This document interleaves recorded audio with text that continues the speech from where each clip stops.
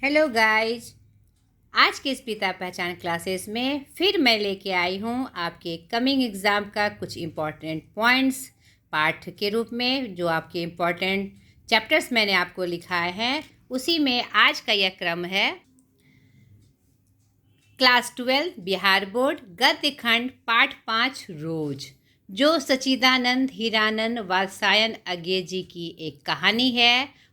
एक बहुत ही सुंदर कहानी, एक बहुत ही सुंदर संदेश और एक मनोवैज्ञानिक कहानी है जिसका प्रकाशन वर्ष 1934 है, जो गैंग्रीन शीर्षक के नाम से प्रकाशित हुई थी और जो बाद में इसे बदलकर रोज शीर्षक दे दिया गया।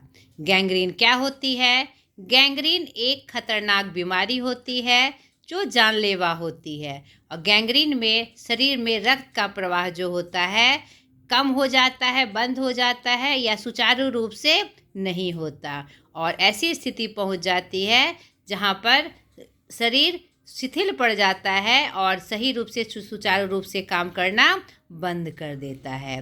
तो आप इस कहानी के माध्यम से आपने पढ़ा होगा, अगर तो आपने देखा होगा कि ये मालती की एक ऐसी भारतीय स्त्री की कहानी है जो रोज़मर्रे के जीवन में एक मशीनी जीवन जीने को विवश है। यहाँ पर जो लेखक ने बहुत ही सुंदर और मार्मिक तरीके से एक छोटे से कहानी के माध्यम से, एक सीधे साधे कहानी के माध्यम से स्त्रियों की जो स्थिति है, जो घरेलू महिलाएं पति के काम पे जाने के बाद उनकी जो दिनचर्या होती है उसका वर्णन इसमें प्राप्त होता है। अगर हमको एक समृद्ध भारत चाहिए तो आपको इस तरह की स्थिति को हटाना होगा। तो बहुत ही आज के संदर्भ में यह बहुत ही सुंदर तरीके से यह कहानी चरितार्थ की गई है।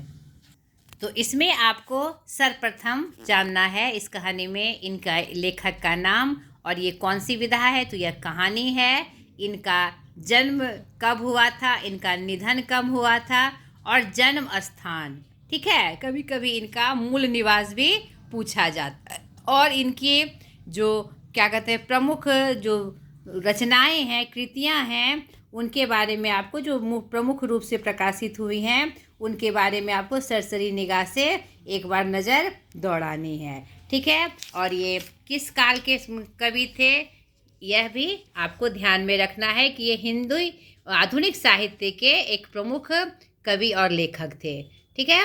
और यह जो रोज कहानी है मैंने आपको बताया अभी तुरंत कि 1934 में लिखी गई थी। यह प्रेमचंद के बाद श्रेष्ठ हिंदी कहानियों में से एक है। वातावरण, परिस्थिति और उसके प्रभाव में ढलते हुए एक गृहिणी के चरित्र का मनोवैज्ञानिक उद्घाटन इस कहानी में किया गया है।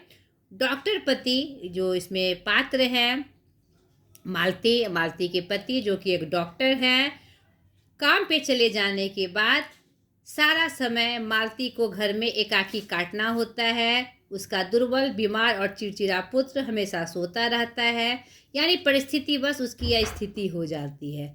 मालती उसकी देखभाल करती हुई सुबह से रात 11 बजे तक घर के कार्यों में अपने को व्यस्त रखती है। उसका जीवन ऊब और उदासी के बीच यंत्रवत चलता रहता है। किसी तरह के मनोविनोद, उल्लास उसके जीवन में नहीं रह गए हैं। तो कहानी के इस रूप में जो सामाजिक प्रश्न है वह विचारणीय है, उसी के संदर्भ में लेखक यहाँ हमारा परिचय कर रहे हैं।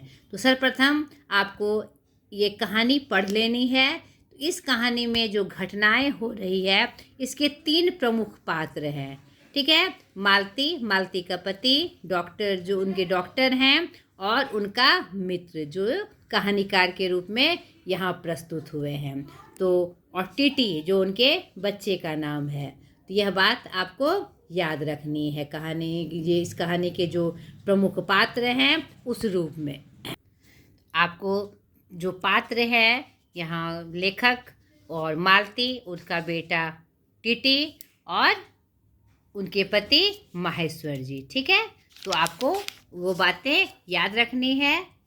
तीनों के पात्र का नाम आपको याद रखना है। मुख्य रूप से ये मुख्य यही पात्र है, इसी पात्र के इर्द गिर्द यह कहानी घूमती है।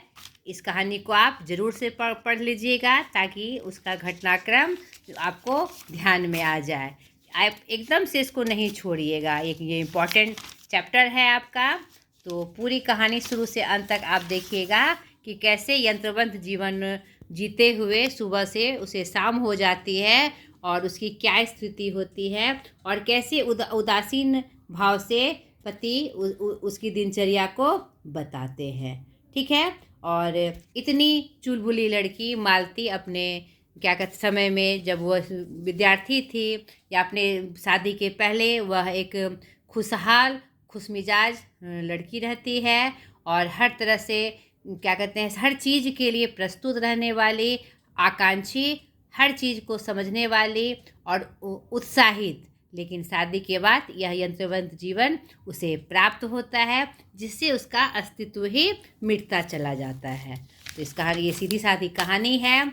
इसमें जो प्रश्न हैं जब आप कहानी को पूरी पढ़ लीजिएगा तो आपको इसमें जो भी प्रश्न पूछे जाएंगे चाहे वो ऑब्जेक्टिव हो सब्जेक्टिव हो आपको ज़्यादा भारी नहीं लगेगा। तो सर्वप्रथम आपको इस कहानी को पढ़ना है। अब देखिए मालती के घर का वातावरण आपको कैसा लगा अपने शब्दों में लिखिए। जब आप कहानी को पढ़िएगा तो आप देखिएगा कि उसके घर का वातावरण एकदम शांत उदासीन जैसा है। नहीं, एक समय पे एक जैसी दिनचर्या उसके घर की है जिसमें यंत्रवंत होकर मालती सुबह से लेकर रात के 11 बजे तक अपने काम में समर्पित होती है, एकदम निश्चल निस्तेज सी पड़ी हुई। और उसके पति का भी रोज का एक मतलब यथावत रूप होता है उसके कार्य क्षेत्र का, घर का, जिसमें अपने पत्नी के प्रति और अपने बच्चे के प्रति भी वह उदासीनता का भाव दिखाता है। जब आप इस कहानी को पढ़ेंगे तो पूरे प्रसंग आपको ज्ञात हो जाएगा। तो इसमें और विशेष रूप से कुछ नहीं है। इसमें भी जो अभिप्राय स्पष्ट करे 9 नंबर प्रश्न है उसको आप ध्यान से देख लीजिएगा।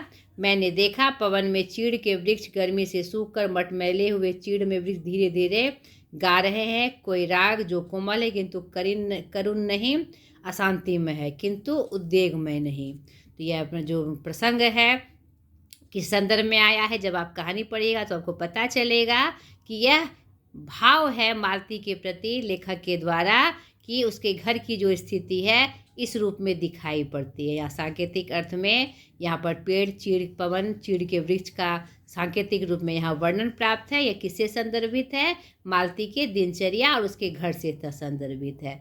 तो ये प्रश्न आपको अच्छे से ध्यान रखना है, आशय स्पष्ट करे। ठीक है, उसको भी आपको ध्यान से रखना है कि किस संदर्भ में यह प्रश्न आया है। तो ये 3-4 प्रश्न हैं जो कि आपको अच्छे से ध्यान में रखने हैं। मालती के पति महेश्वर की कैसी छवि आपके मन में बनती है? कहानी में महेश्वर की उपस्थिति क्या अर्थ है? अपने विचार दे। यहाँ पर आप कहानी में देखिएगा कि कहानी में महेश्वर जो पति है वह एक सामान्य पति के रूप में यहाँ पर प्रस्तुत हुआ है और वह अपनी पत्नी और बच्चे दोनों के प्रति उदासीन है और कहीं ना कहीं उसकी जो मानसिकता है पुरुषत्व समाज की ओर इंगित करती है। जब पति पत्नी हमारे समाज के 2 पहिए हैं जिसका संतुलित रूप से एक जैसा रहने से ही समाज की गाड़ी सही रूप से चल सकती है। ये लेकिन यहाँ पर उनका जो पुरुषत्व है यहाँ पर इस कहानी में दिखाई पड़ता है। और महेश्वर की उपस्थिति का यहाँ अर्थ है यहाँ पर यह इंगित करना कि यह जो यंत्रवंत जीवन होता है किसी भी गृहिणी का उसमें कहीं ना कहीं कारण अपने लोग ही होते हैं जो उसके सबसे करीबी होते हैं। एक पति का रिश्ता सबसे करीब का रिश्ता है लेकिन उसके कारण भी उनकी अनदेखी करने के कारण, उनकी लापरवाही के कारण उसे ऐसा जीवन जीने को विवश होना पड़ता है। यहाँ पर सीधा इंगित किया गया है। तो और इसमें विशेष रूप से कोई बात नहीं आती है। यहाँ पर भाषा की बात में ग्रामर के पोर्शन में उपसर्ग और प्रत्यय की बातें आई हैं और कारक के बारे में आया है। तो आपको कारक और उपसर्ग प्रत्यय अच्छे से याद कर लेना है। ठीक है, और विशेष रूप से इसमें कोई बातें नहीं आई है तो इसको आप अच्छे से तैयार कर लीजिएगा। फिर अगली वीडियो में इस इम्पॉर्टेंट चैप्टर के कुछ इम्पॉर्टेंट पॉइंट्स के साथ मैं हाजिर हो जाऊंगी। आज तक के लिए इतना ही। बाय। ढेर सारी शुभकामनाओं के साथ। बाय।